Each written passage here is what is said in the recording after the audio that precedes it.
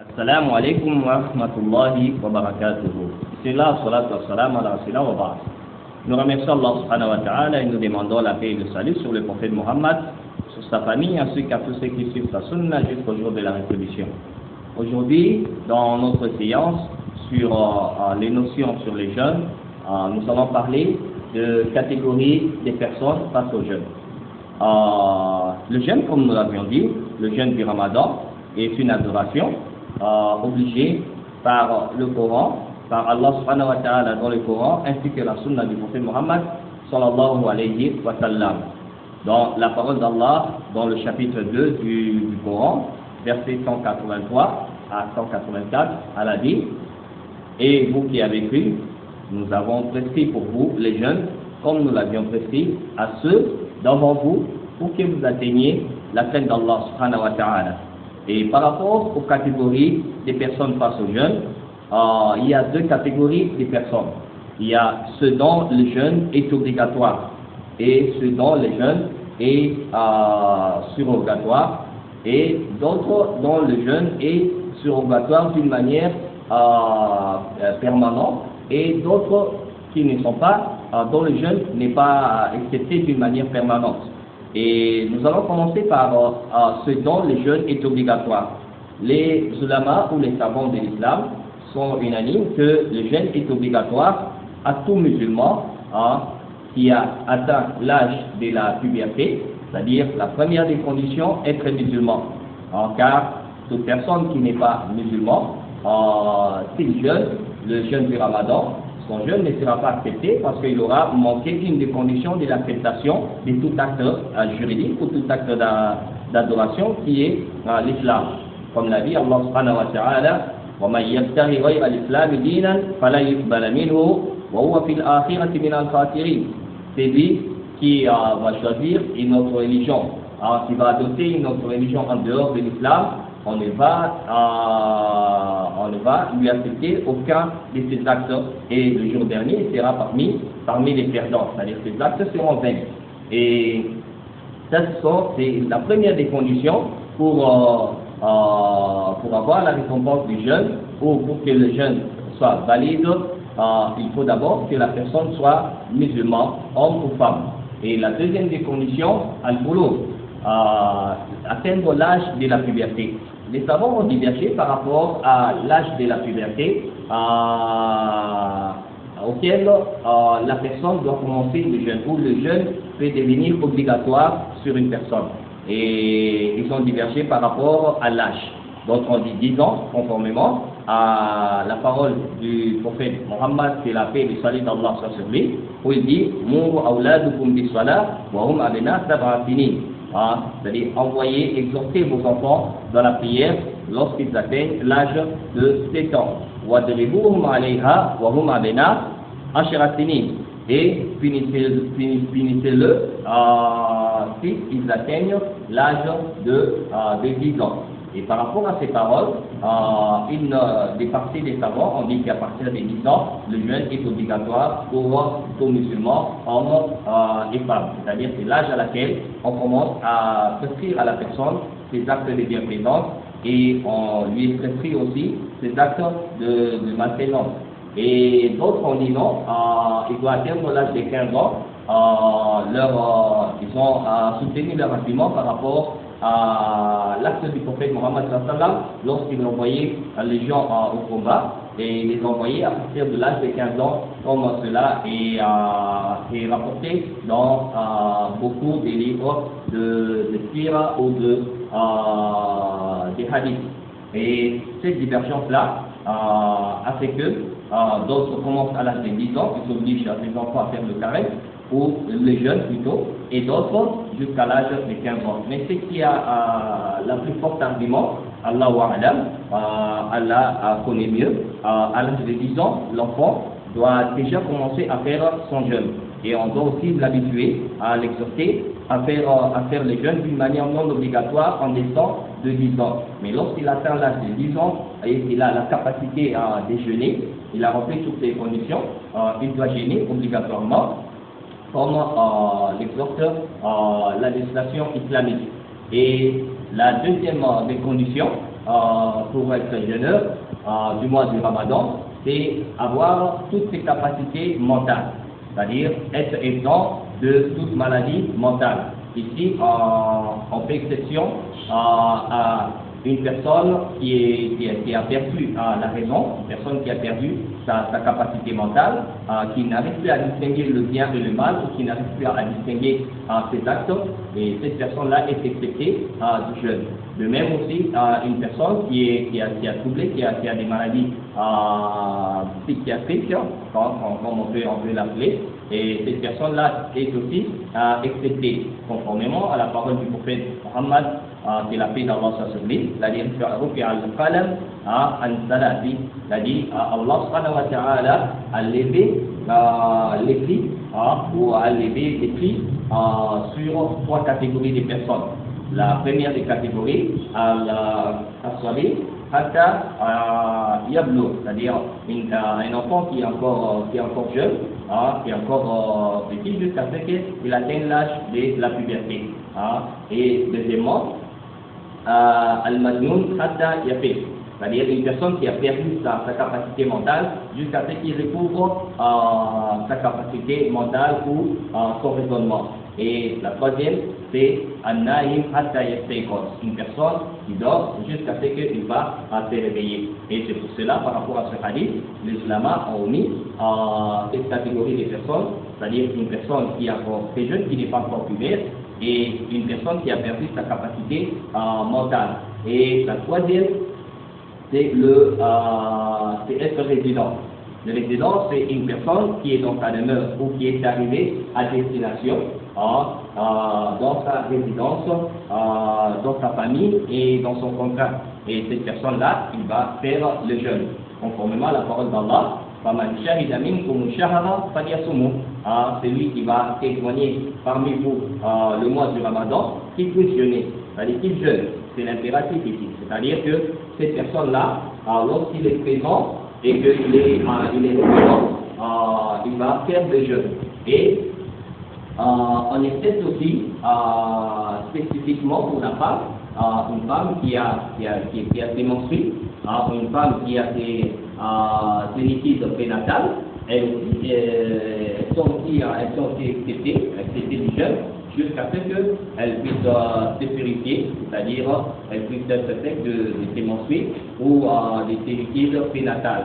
Et ce sont là les catégories dont le jeûne est obligatoire d'une manière permanente jusqu'à ce qu'il soit en effet en eux ces conditions dont nous avons citées. Et vous avez les gens dont les jeûnes n'est pas obligatoire, c'est-à-dire le jeûne leur est surrogatoire. Là, vous avez ensuite le voyageur, al-Musafir, le voyageur, et aussi l'enfant qui n'a pas encore atteint l'âge de la puberté. Ces deux catégories, les savants ont dit qu'ils ont le choix, soit de faire le jeûne, soit de compter les jours auxquels ils vont jeûner après le retour de leur voyage. Et conformément à la parole d'Allah subhanahu wa ta'ala, وَمَنْ كَانَ مِنْكُمْ مَرِيضًا أَوْ عَلَى سَفَرٍ فَعِدَّةٌ مِنْ أَيَّامٍ أُخَرَ. Celui qui parmi vous sera malade ou en voyage, qui compte le jour suivant, c'est-à-dire il compte les jours auxquels il n'a pas jeûné et il va les rembourser. Et nous avons d'autres catégories où il y a beaucoup de paroles. Ce sont les femmes enceintes et les femmes qui allaitent. Les femmes enceintes et les femmes qui allaitent. Les femmes enceintes, leur statut par rapport aux jeunes est divisé au moins en deux parties. Et les femmes qui allaitent est divisé en deux parties par rapport aux paroles des savants. Vous avez une femme qui craint pour son enfant, c'est-à-dire pour l'enfant qui est dans son ventre, et une femme aussi qui craint pour l'enfant qu'il est tenté d'allaiter. Pour eux, d'autres ulama, c'est que les grands savants, Muhammad Saleh ibn Taymi, que la bénédiction d'Allah soit sur lui, a dit que pour eux, ils vont nourrir chaque jour, ils doivent nourrir un pauvre. Ils doivent nourrir un pauvre. S'ils peignent pour leurs enfants, ils doivent nourrir un pauvre. Mais vous savez, le grand savant qui est encore vivant, à la plus de préserver, le Cheikh Al-Fawzan, il a dit que concernant les femmes enceintes et les femmes qui allaitent, elles doivent nourrir chaque jour un pauvre et elles doivent encore rembourser le jeûne de ce jour-là. C'est-à-dire, elles nourrissent et elles remboursent. Et ça, c'est l'avis aussi de la majorité des écoles juridiques, telles que l'école de l'imam Shafi, de l'imam Ahmad, ainsi que de l'imam Malik. Et d'autres sont d'avis que la femme enceinte ou la femme qui allait va seulement nourrir un pauvre chaque jour auquel elle n'a pas jeûné. Elle va nourrir un pauvre, mais elle ne va pas rembourser ces jeunes-là. Ça, c'est une des avis d'Ibn Omar, c'est aussi l'avis du Sahabi Ibn Abbas, et c'est aussi l'avis du Fadil Al-Touché ou des éminents savants, Cheikh Al-Bani, que la miséricorde d'Allah soit sur lui. Et pour eux, la femme enceinte ou la femme qui allait doit seulement nourrir, mais ne doit pas rembourser le jeûne qu'elle a pu compenser par la nourriture qu'elle a donnée à une fille, une nourriture qui doit être constante pour la personne par rapport aux aliments qu'ils consomment dans leur contrainte. Et il y a aussi d'autres catégories, telles que la personne âgée, les personnes âgées ou les femmes âgées qui n'ont plus la capacité de jeûner, Là aussi, il y a deux paroles. Il y a ceux qui disent qu'ils n'ont pas de jeûne et ils n'ont pas pu compenser le jeûne par le fait de nourrir un pauvre ou le fait de rembourser ce jeûne-là. Et il y a d'autres aussi qui disent que non, ces personnes-là, c'est-à-dire les femmes âgées et les hommes âgés, ils doivent nourrir à la place, chaque jour, ils doivent nourrir un pauvre. Et tout, c'est par rapport à la parole d'Allah subhanahu wa ta'ala, وَعَلَى الَّذِينَ يُنْفِقُونَهُ فِدْيَةٌ طَعَامُ مسكين. Pour ceux qui n'auront pas la capacité de jeûner, qui puissent nourrir un pauvre. Toujours dans le Coran, chapitre 2, verset 184.